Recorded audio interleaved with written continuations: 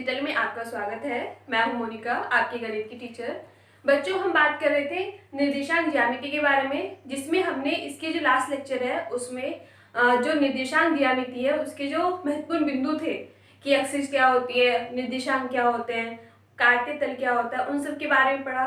और हमने last lecture में सबसे इम्पोर्टेंट चीज ये पढ़ी कि अगर हमारे पास कोई दो बिंदु है कि यहाँ कोई एक बिंदु है ए और दूसरा बिंदु है हमारा बी, और इनके कुछ निर्देशांक दिए हुए हैं जैसे x1 y1 और x2 y2, तो इनके बीच की जो डिस्टेंस है वो क्या होगी, इसका हमने फॉर्मूला डेराइव करना सीखा था। तो वो क्या होती है, d बराबर under root x2 minus x1 का whole square plus y2 minus y1 का होल स्क्वायर। और हमने इस पे क्वेश्चंस भी सीखे थे, है ना। इसकी से अप्लाई करके हम कैसे अगर हमारे पास निर्देशांक दिए हुए हो तो हम उनके दो बिंदुओं के बीच की दूरी को कैसे निकाल सकते हैं, ये हमने लास्ट क्लास में बात की। आज के लेक्चर में हम बात करेंगे कि विभाजन सूत्र क्या होता है, सेक्शन फॉर्मूला क्या होता है। जैसे हमारे पास कोई दो पॉइंट है, ये ए है और ये बी है, इनके कुछ निर्देशांक होंगे। तो ये दोनों जो बिंदु है इस रेखाखंड को, ठीक है, किसी एक पॉइंट पर क्या करेंगे, इंटरसेक्ट करेंगे, काटेंगे। तो इस बिंदु के निर्देशांक हमें पता हो तो ये किस रेशो में कटते हैं, इसका हम एक फॉर्मूला अभी आपको बताएंगे। पर उससे पहले आप हमारे चैनल को सब्सक्राइब करें, बेल आइकन क्लिक करें ताकि आपको आने वाली सारी वीडियोस के नोटिफिकेशन मिलते रहें। बच्चों, आज का टॉपिक स्टार्ट करते हैं। विभाजन सूत्र, सेक्शन फॉर्मूला क्या होता है। जो विभाजन सूत्र होता है वो दो तरह से होता है, एक होता है अंत्य विभाजन, एक होता है बाह्य विभाजन, ठीक है, इंटरनल और एक्सटर्नल। तो सबसे पहले हम बात करते हैं कि अंत्य विभाजन क्या होता है। तो बच्चों, इसमें देखो लिखा हुआ है कि बिंदुओं x1 y1 और x2 y2 को मिलाने वाले रेखाखंड को m1 अनुपात m2 के अनुपात में अंत्य विभाजित करने वाले बिंदु के निर्देशांक। हम इसमें क्या निकाल सकते हैं कि जो हमारा रेखाखंड है और जहां वो मिलता है उस बिंदु के निर्देशांक निकाल सकते हैं जो उस पूरे रेखाखंड को इस अनुपात में विभाजित करता है, अंतः विभाजित करता है। कैसे समझते हैं, देखो हमारे पास एक बिंदु है यहाँ पे, ये है हमारे पास a, ठीक है, इसके निर्देशांक है ये x1 और y1। फिर हमारे पास दूसरा बिंदु है b, इसके निर्देशांक है x2 और ये हमारे पास b, इसके निर्देशांक है x2 और y2। ये रेखाखंड को मिलाया। अब इन दोनों बिंदुओं को कहीं दूसरा एक तीसरा बिंदु क्या कर रहा है, इस पूरे रेखाखंड को अंत्य विभाजित कर रहा है, ठीक है। मान लेते हैं कि वो बिंदु क्या है, हमारा P है। तो किस अनुपात में कर रहा है, m1 और m2 अनुपात में कर रहा है। तो इस फॉर्मूले से हम क्या निकाल सकते हैं, x y जो P है उसके निर्देशांक निकाल सकते हैं। इसका फॉर्मूला क्या है, फॉर्मूला देखते हैं। फॉर्मूला होगा इसका कि जो P है, P का x जो निर्देशांक है वो कैसे निकालेंगे हम, x बराबर m1 x2 plus m2 x1 बटे m1 प्लस m2, ठीक है। ये है इसका x, मतलब हम ये मान रखेंगे, ये x1 है, ये x2 है, ये m1 है, ये m2 है। इन मान को हम इसमें रखेंगे, हल करेंगे तो हमारा जो P पॉइंट है उसका x निर्देशांक निकल के आ जाएगा। इसी तरह से हम y करेंगे तो y बराबर हम निकालेंगे m1 y2 plus m2 y1 upon m1 plus m2। तो हमारे पास ये दो फॉर्मूले हैं, अंत्य विभाजन के निर्देशांक हम इस तरह से निकाल सकते हैं। अब ऐसा नहीं है कि हमें निर्देशांक निकाल मतलब दिए हुए हो तो हम रेशो नहीं निकाल सकते, हम ये भी निकाल सकते हैं। अगर हमें मतलब सब दिया हुआ है, कोई एक पॉइंट के निर्देशांक नहीं दिए हुए तो हम वो भी निकाल सकते हैं। मतलब इस ये जो हमारे पास एक फॉर्मूला बन के आया है x और y निर्देशांक निकालने का, इस पर हम कई तरह के क्वेश्चन सॉल्व करना सीखेंगे। मतलब उसमें थोड़ा से उनकी लैंग्वेज चेंज होगी, बस इतना ही। बच्चों, अब नेक्स्ट है हमारा बाह्य विभाजन। अभी हमने बात की कि अंत्य विभाजन में निर्देशांक हम कैसे निकाल सकते हैं, बाह्य विभाजन में निर्देशांक कैसे निकाल सकते हैं।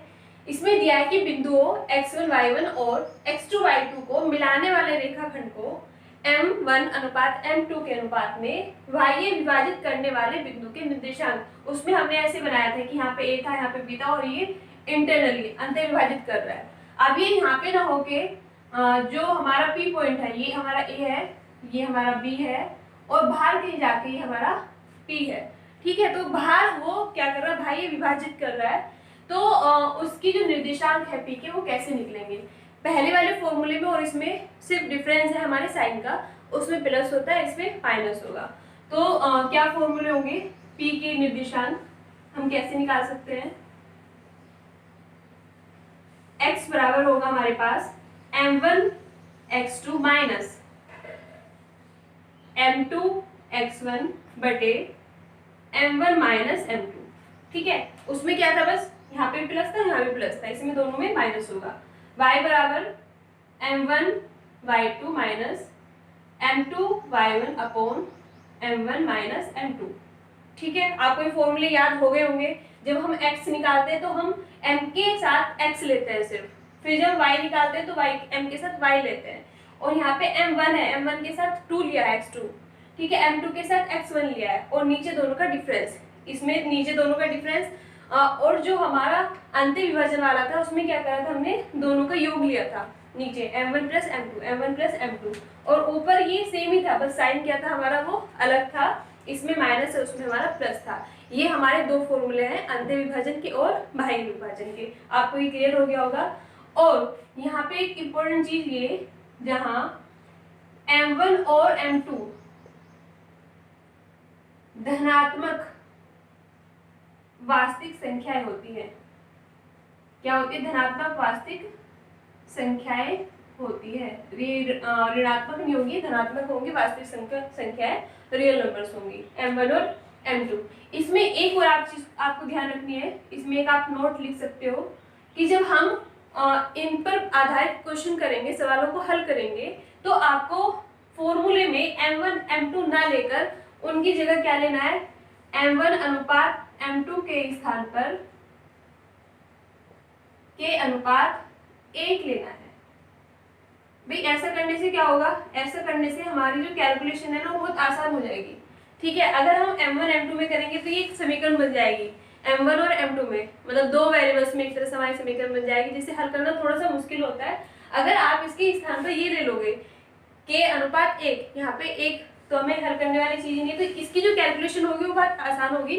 तो आप सवाल करेंगे हम, तो इसकी जगह पर हम ये लेके के अनुपात 1 लेके सवालों को हल करेंगे। बच्चों कुछ और हमारे पास फॉर्मूले हैं, वो भी हम नोट कर लेते हैं।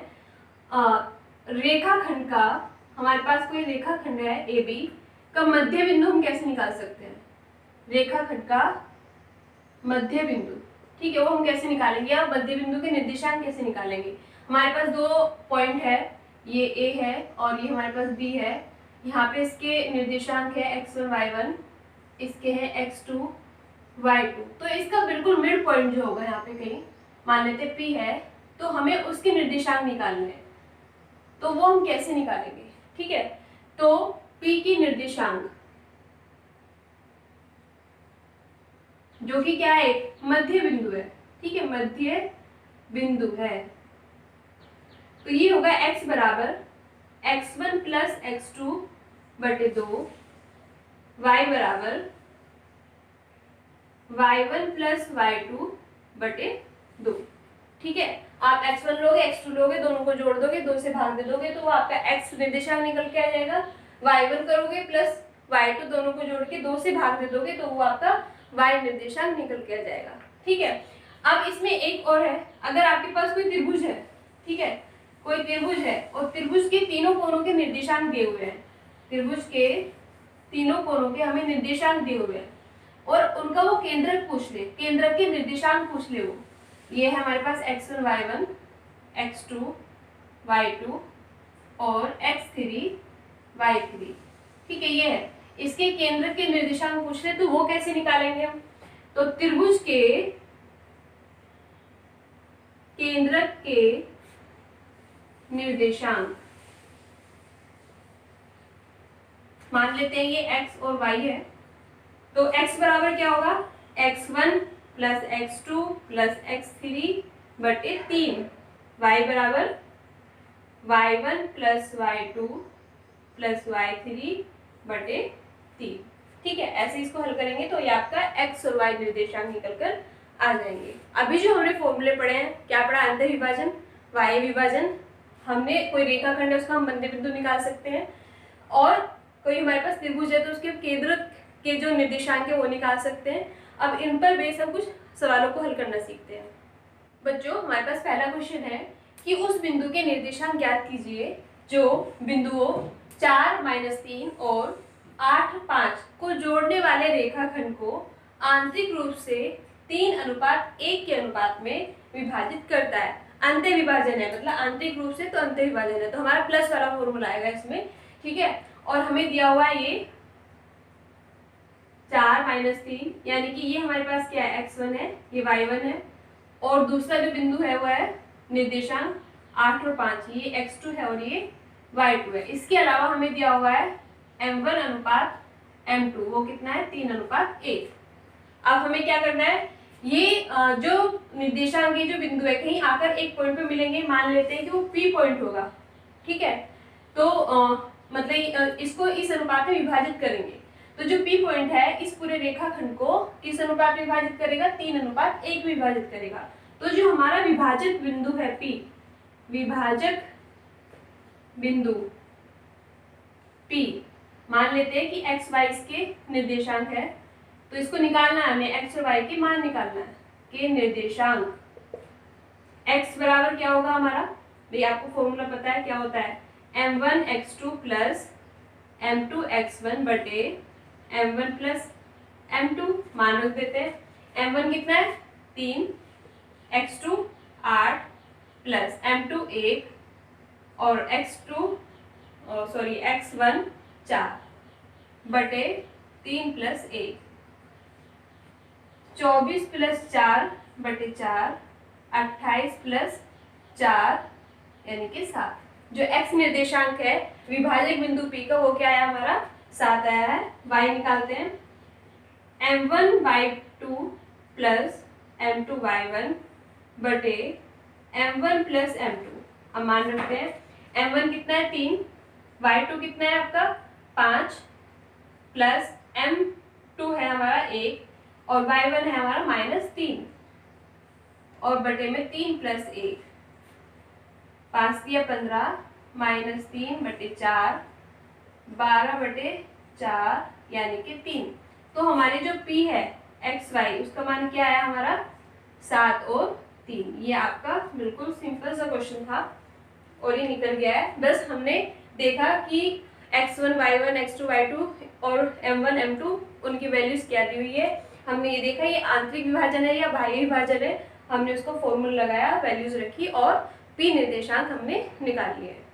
बच्चों, नेक्स्ट क्वेश्चन है हमारे पास कि बिंदु है -4 6, बिंदुओं A -6 10 और B 3 -8 को जोड़ने वाले रेखाखंड को किस अनुपात में विभाजित करता है। मतलब जो विभाजक बिंदु है हमारे पास वो ये है, ठीक है। ये दोनों बिंदु है जो एक रेखाखंड बनाएंगे, मतलब एक हमारा A यहाँ होगा कहीं और B हमारा यहाँ होगा। B के निर्देशांक है 3 -8, A के निर्देशांक है -6 10। ये एक विभाजक बिंदु है हमारा -4 और 6। तो हमें क्या निकालना है? हमें m1 और m2 का अनुपात निकालना है, ठीक है। ये पहले वाले क्वेश्चन का बिल्कुल उल्टा हो गया है। तो अब इसमें हम कैसे करेंगे? इसमें ये लिख देते हैं कि जो विभाजित करता है ना वो आंतरिक करता है, किस अनुपात में? आंतरिक विभाजित करता है ना, आंतरिक विभाजित करता है। अब हमें पता है कि हमारा फॉर्मूला क्या होता है।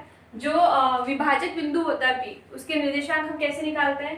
तो x बराबर m1 x2 plus m2 x1 बटे m1 प्लस m2, हम ऐसे निकालते हैं। अब इसमें वैल्यूज रख देते हैं, है ना। इसमें x, ये हमारा x है और ये y है, ये x1 है ये y1 है, ये x2 है और ये y2 है, ठीक है। तो x हमें दिया हुआ है -4,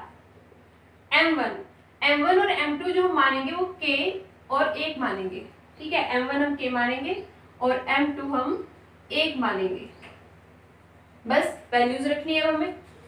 m1 यानी कि k, x2 मतलब 3 प्लस m2 यानी कि 1 और x1 यानी कि -6 बटे k प्लस 1।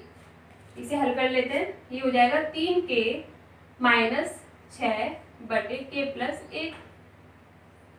ये आ गया हमारे पास।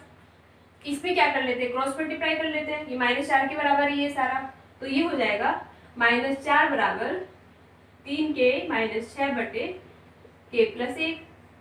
तो इसकी क्रॉस मल्टीप्लाई करेंगे, इधर -4k और -4 बराबर 3k माइनस 6। ये इधर आएगा तो ये हो जाएगा 7k, और ये हमारा 6 माइनस का है, ये इधर जाएगा प्लस का 4 यानी कि माइनस का 2। तो जो k का मान आया बच्चों वो आया है हमारा 2/7। अब जब आप k के मान के लिए ना इसे सॉल्व करोगे, y का निर्देशांक y बराबर सॉल्व करोगे तो भी हमारा यही आएगा। ठीक है, तो लिख लेते हैं y बराबर, y का मान कितना है हमारा 6 बराबर m1 यानी कि k और गुना में y2 मतलब -8 प्लस m2 यानी कि 1 और y1 मतलब 10 बटे k प्लस 1। इसे हल करके क्रॉस मल्टीप्लाई करेंगे, ये हो जाएगा माइनस का 8k प्लस 10 बटे k प्लस 1। क्रॉस मल्टीप्लाई करेंगे तो ये हो जाएगा 6k प्लस 6 बराबर -8k प्लस 10। तो ये हमारा क्या है, ये माइनस का इधर आएगा तो ये प्लस का हो जाएगा, तो ये हो जाएगा 14k बराबर, ये इधर प्लस का है, इधर प्लस का इधर जाएगा तो माइनस का, 10 से हमारा 6 गया 4, तो k बराबर आएगा 4/14 यानी कि 2/7। तो k हमारा ये आया, यानी कि हम क्या लिख सकते हैं, k अनुपात 1 को हम लिख सकते हैं 2/7, यानी कि k अनुपात 1 क्या होगा, 2:7 होगा। ये आपका आंसर आ गया। ठीक है, बहुत सिंपल है। बस हमने क्या करा है, हमने देख लिया है कि जो हमें निर्देशांक दिए हुए हैं ये किस किस की वैल्यू है, x1 x2 x3, इसमें विभाजक बिंदु क्या है, उसके निर्देशांक भी इसमें दिए हुए हैं। हमें रेशो पूछना है। जहाँ क्वेश्चन में ये आ जाए कि आपको अनुपात निकालना है, वहाँ आपको m1 m2 की जगह k और 1 मानना है, तो आपकी कैलकुलेशन बिल्कुल आसान होगी। इसमें आपको दोनों हल करने की जरूरत भी नहीं है कि x निर्देशांक को भी हल करो y को भी करो, एक से ही k का मान निकल जाएगा, आपका जो रेशियो है वो निकल के आ जाएगा। और अगर आप दोनों से करोगे ना बिल्कुल सेम आंसर आपका आएगा उसमें। ठीक है, अब नेक्स्ट क्वेश्चन पे मूव करते हैं। बच्चों हमारे पास क्वेश्चन है कि बिंदुओं a 2 - 2 और b -7 4 को जोड़ने वाले रेखाखंड को समत्रिभाजित, ये शब्द है हमारे पास समत्रिभाजित मतलब 3 भाग में बराबर बराबर सम करने वाले बिंदुओं के निर्देशांक ज्ञात कीजिए। देखो हम बना लेते हैं इसे। ये हमारे पास एक रेखाखंड है, ये हमारे पास a बिंदु है और ये b है। ठीक है, b के निर्देशांक दिए हुए -7 4 और a के दिए हुए हैं 2 और -2। अब इस रेखाखंड को समत्रिभाजित किया जाता है, मतलब 3 बराबर भाग में बांटा जाता है, 1 2 और 3। मतलब ये अगर 1 है तो ये भी 1 होगा और ये भी 1 होगा। ठीक है, अब हमें ये दो बिंदु मिले, ये मिला P और ये मिला क्या Q। तो हमें इन दो बिंदुओं के निर्देशांक निकालने हैं। अभी तक हमने सिर्फ करा था कि हमें एक बिंदु के निर्देशांक निकालने थे, अब हमारे पास दो बिंदु है, हमें उसके निर्देशांक निकालने हैं। तो कैसे करेंगे, तो सबसे पहले P के निर्देशांक निकालेंगे, है ना। तो इसे मान लेते हैं ये x और y है, P के निर्देशांक जो है x और y है। अब P के लिए जो हमारा m1 और m2 होगा उसका अनुपात क्या होगा, P के लिए m1 और m2 का अनुपात क्या होगा, ये यहाँ से यहाँ तक और फिर यहाँ से लेके B तक, यानी कि AP और PB। तो ये तो AP तो 1 है और PB कितना है 1 + 1 यानी कि 2, तो उसके लिए अनुपात हमारा 2 होगा। वहीं अगर हम Q के लिए निकालें, ये किसका है, ये P के लिए है ना। अगर हम Q के लिए निकालें m1 m2 का अनुपात तो क्या होगा, हम ये हमारा A से लेके Q तक 2 होगा और Q से B तक 1 होगा।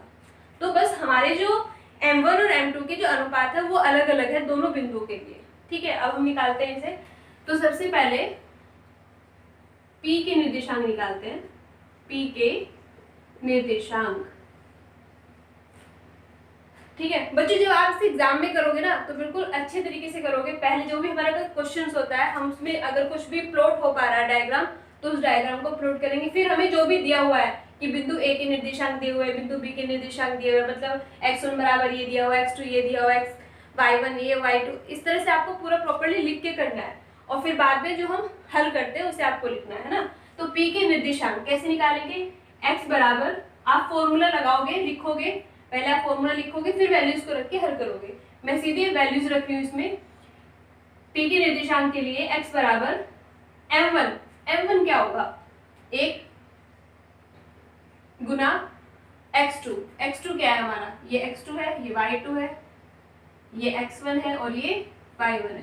तो x2 है हमारा -7 प्लस m2, m2 क्या है हमारे पास 2 और x1 वो क्या है हमारे पास 2 और 1 प्लस 2, तो ये हो गया -7 प्लस 4/3, ये हो जाएगा -3/3 यानी कि -1, ये आ गया आपका -1 x निर्देशांक p का। ऐसे ही y का निकालेंगे तो y बराबर m1 यानी कि 1 और y2 यानी कि 4 प्लस m2 यानी कि 2 और y1 यानी कि -2, फिर डिवाइडेड बाय 1 प्लस 2, ये हो जाएगा 4 - 4/3 यानी कि 0/3 यानी कि 0। तो जो आपका p है, p का जो निर्देशांक है उनका मान क्या है, -1 और 0, ठीक है। यानी कि ये जो है हमारा वो क्या आया निकल के, -1 और 0 निकल के आया। अब हमें क्या करना है, q का करना है, q के निर्देशांक निकालने हैं। तो q के निर्देशांक, इसमें भी आप बिल्कुल ऐसे ही फॉर्मूला लगाओगे, बस क्या चेंज है इसमें आपके m1 और m2 का अनुपात अलग है, ठीक है। तो x बराबर m1, इसमें m1 हमारा क्या है 2 प्लस x2 हमारा -7 प्लस m2 यानी कि 1 और x1 यानी कि 2 बटे 1, मतलब 2 + 1 या 1 + 2 एक ही बात है। तो ये हो जाएगा -14 प्लस 2/3, ये हो जाएगा -12/3 यानी कि -4। ऐसे ही हम निकालेंगे y बराबर m2 यानी कि 2, इसकी गुना में y2 करेंगे यानी कि 4 प्लस m1 1 और y1 यानी कि -2 बटे 2 + 1, ये हो जाएगा 8 - 2/3, ये हो जाएगा 6/3 यानी कि 2। तो जो आपका q है उसके जो निर्देशांक निकल के आए हैं वो क्या क्या है हमारे, -4 और 2। इन दोनों के निर्देशांक हमसे पूछे थे, -4 और 2।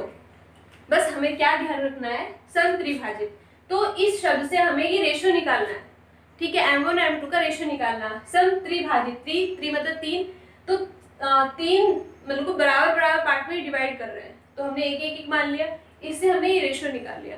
इसकी जगह यहाँ पे वो कुछ और रिलेशन भी दे सकता है, मतलब हो सकता है कि वो इसमें अनुपात रिलेशन में दे दे कि जो पूरा AB है वो बराबर है 5/2 AP के, इस तरह से वो कुछ रिलेशन दे दे, तो उसे आप हल करके रेशो निकाल लेंगे, है ना, m1 m2 निकाल लेंगे, तो आपका क्वेश्चन इसमें हल हो जाएगा। बच्चों हमारे पास नेक्स्ट क्वेश्चन है कि इसमें हमारे पास देखो जो विभाजक बिंदु है वो ना देके क्या दिया है कि रेखा दी है ना, रेखा है एक 3x + y - 9 = 0, बिंदुओं 1 3 और 2 7 को जोड़ने वाली रेखाखंड को किस अनुपात में विभाजित करती है, ठीक है। अब इसमें हम क्या करेंगे, हम इसमें विभाजक बिंदु ही निकालेंगे पहले, ठीक है। तो जो विभाजक बिंदु हमारे निकल के आ जाएंगे, x y के मान जो निकल के आ जाएंगे, तो अगर ये रेखा इस रेखाखंड से जाती है, गुजरती है, तो वो जो बिंदु हमने निकाले हैं वो इस रेखा को सेटिस्फाई करेंगे, ठीक है। तो जो हमारे x और y के मान निकल के आएंगे उसे हम इसमें रख के हल कर देंगे, तो हमारे क्या है वो अनुपात निकल के आ जाएगा। और अनुपात में हमें यहाँ पे अनुपात निकालना है, m1 अनुपात m2 निकालना है, तो हम क्या लेट करेंगे, क्या मानेंगे हम, k अनुपात 1 मानेंगे, ठीक है। तो पहले आप इसमें एक लैंग्वेज में लिख देंगे कि माना ये रेखा 3x + y - 9 = 0, बिंदु a और b को जोड़ने वाली रेखाखंड को बिंदु c पर के अनुपात 1 में विभाजित करती है। तो हमें बिंदु C के निर्देशांक निकालने हैं, ठीक है। तो बिंदु C, माना बिंदु C को के अनुपात 1 में विभाजित करती है, मैंने ये शॉर्ट में लिख दिया, आपको पूरी लैंग्वेज लिखनी है। तो सी के निर्देशांक आप कैसे निकालेंगे? सी के निर्देशांक, सी क्या है यहाँ पे? विभाजक बिंदु है ना? सी यहाँ पे क्या है? विभाजक बिंदु है। जैसे हमारे पास ये दो बिंदु है, ये ए है ये बी है, ठीक है? तो ये x1 है और ये y1 है, ये x2 है और ये y2 है, और ये हमारे सी मान लेते हैं कि ये क्या है? हमारा x और y है। तो हमें x y के मान निकालने हैं, और अनुपात हमारे पास क्या है? ये m1 है और ये m2 है, ठीक है? बिल्कुल सिंपल है।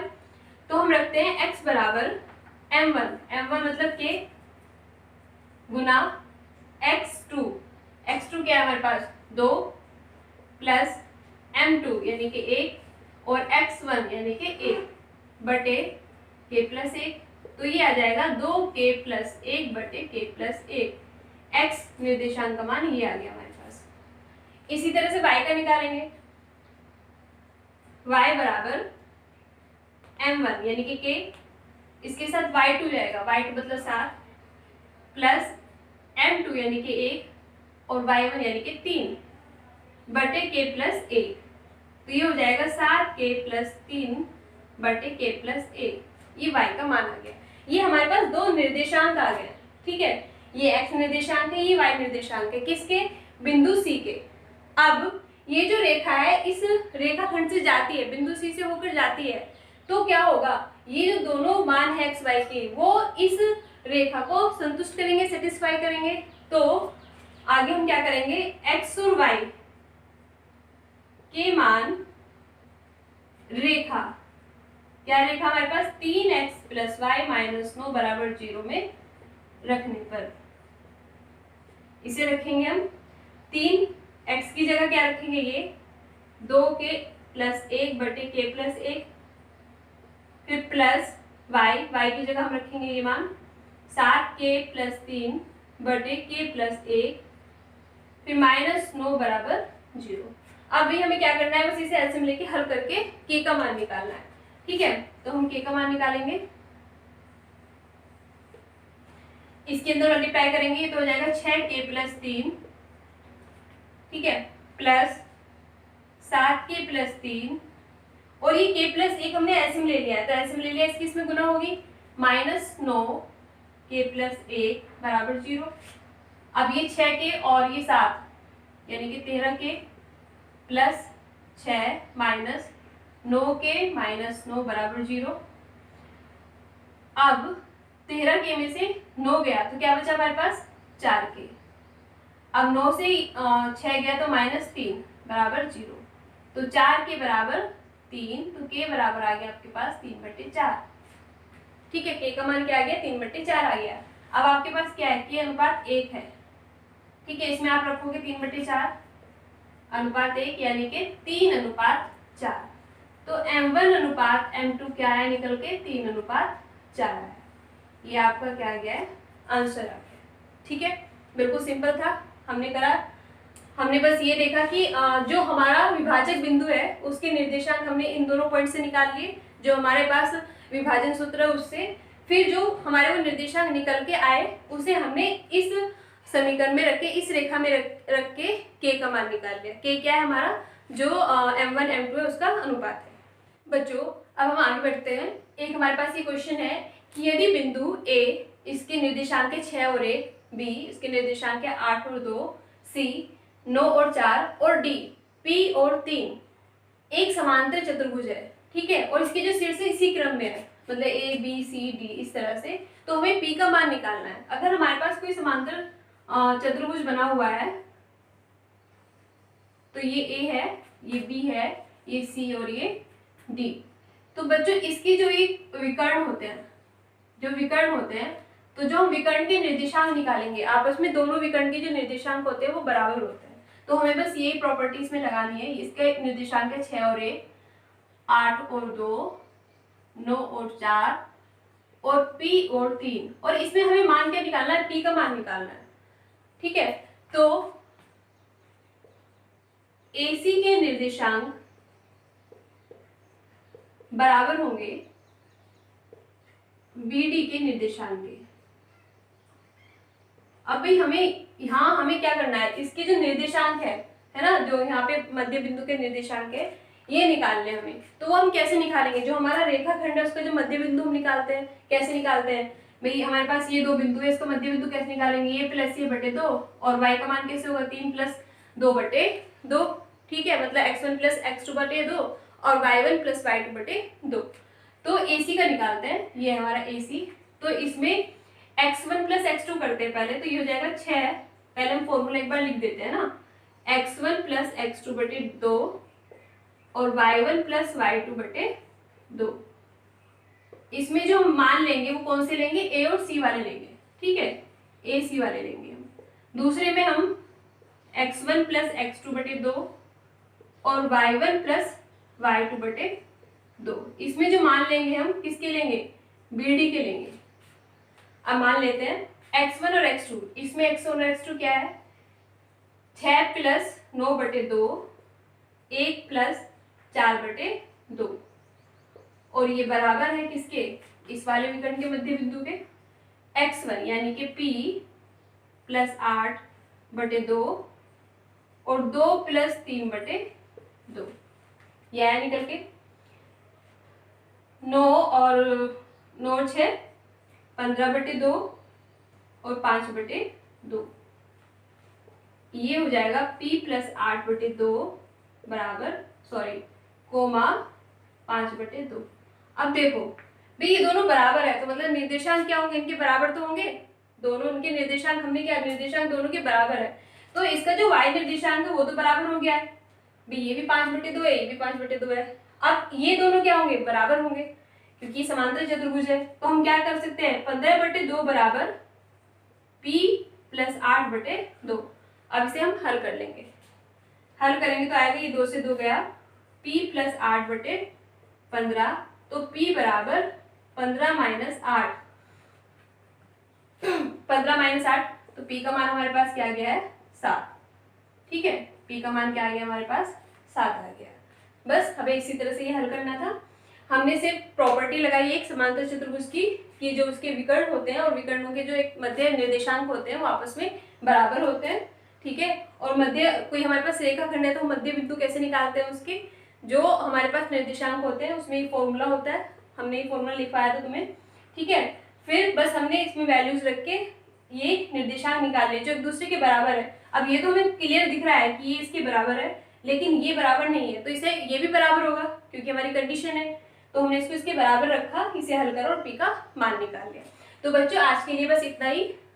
अब नेक्स्ट लेक्चर में हम बात करेंगे कि अगर हमारे पास कोई त्रिभुज है और उसके तीनों बिंदुओं के निर्देशांक दिए हुए हैं तो हम उसका क्षेत्रफल कैसे निकाल सकते हैं, और उससे रिलेटेड हम क्वेश्चंस भी करेंगे, कुछ और इम्पोर्टेंट क्वेश्चंस भी हम उसमें हल करेंगे। तो मिलते हैं नेक्स्ट लेक्चर में, तब तक के लिए thank you for watching this video. Please like share and subscribe this channel. Thank you.